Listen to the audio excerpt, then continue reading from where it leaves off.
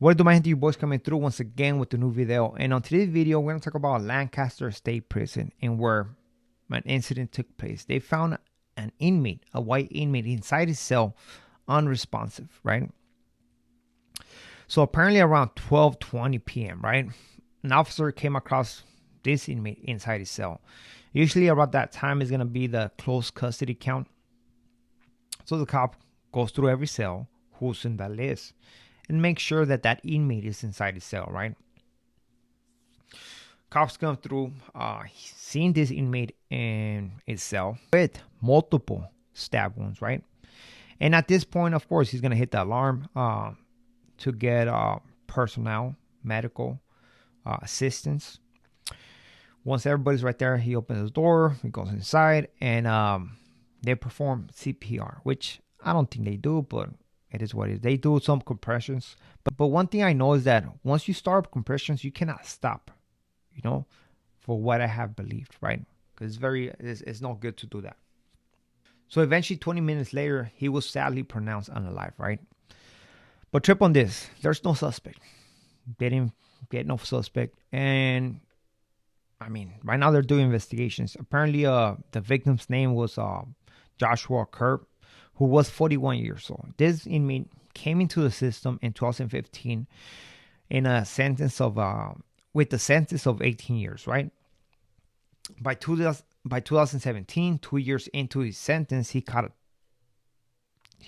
term. He caught a extra charge, and was sentenced to a year and 4 months. Eventually, by 2021, he caught another battery, or he caught an assault with a deadly weapon. And this time he got sentenced to 11 years.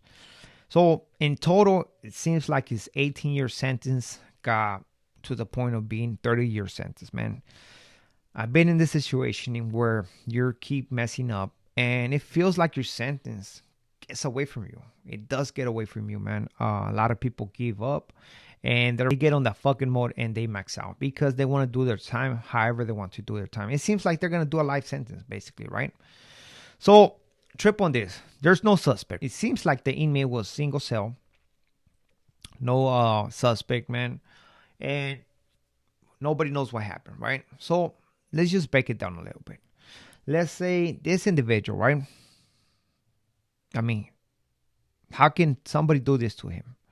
So on the mornings from 9 to 11:30, they run either day room or they run either yard, right? So if this incident came from the yarda, right? Usually, once they record the yard, people come in. People come into the building. They go and stand in front of the cells, and the tower pops their door open. Why the tower does not pop every door open when you're outside? Because you don't know if you're actually gonna come in or you don't. Because some people might be at work or whatever, and they don't want to keep your door open for somebody to go inside your cell or maybe grab something. Then you're gonna do a 602 or stuff like that. So it's just common sense that they do. Usually they do this, right? Sometimes they do slip, and your neighbor, you should close your door, right? But what I think this happened, and I think this happened during day room. Why day room, right? Because usually during day room, when they recall day room, which is 11:45, something around their time, they pop all the doors open on the bottom,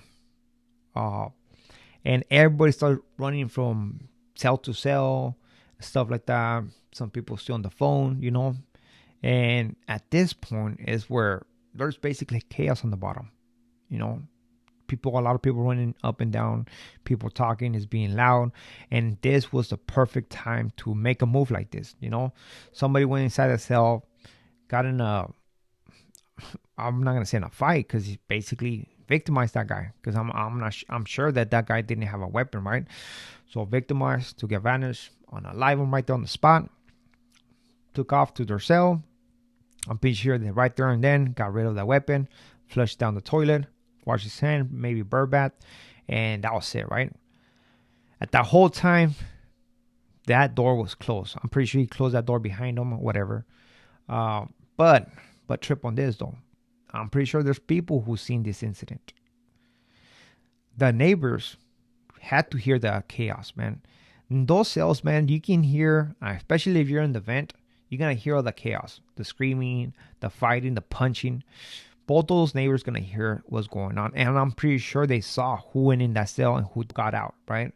So, do you think that this guy is actually gonna get away with it? Who knows? Because all they need is just a perfect opportunity for somebody to flip because of something else, right?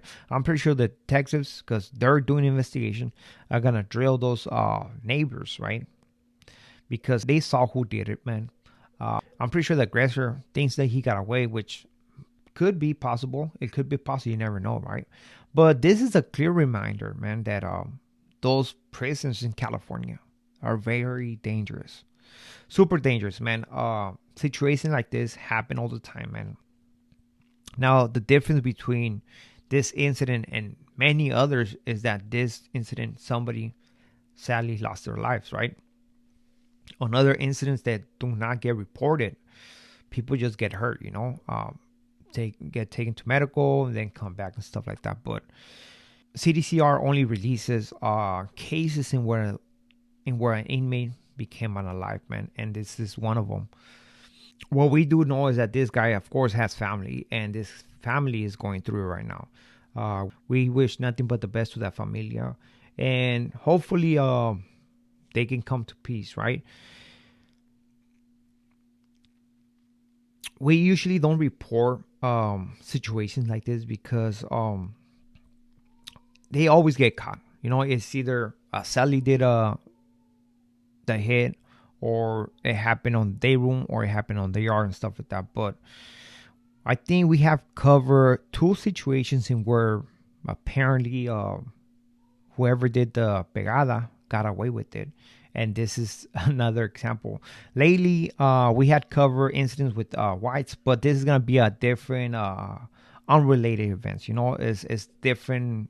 It's isolated events. Does not. I don't think it has nothing to do with one another, man.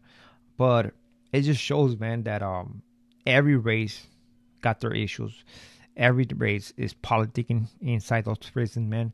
And right now, the whites, the skins, are putting in work, man, on their own people. So with this being said, we're gonna say our goodbyes. Thank you very much for your time. Don't forget to hit the like, a comment, and if you haven't subscribed to the canal, man, don't forget to hit the subscribe.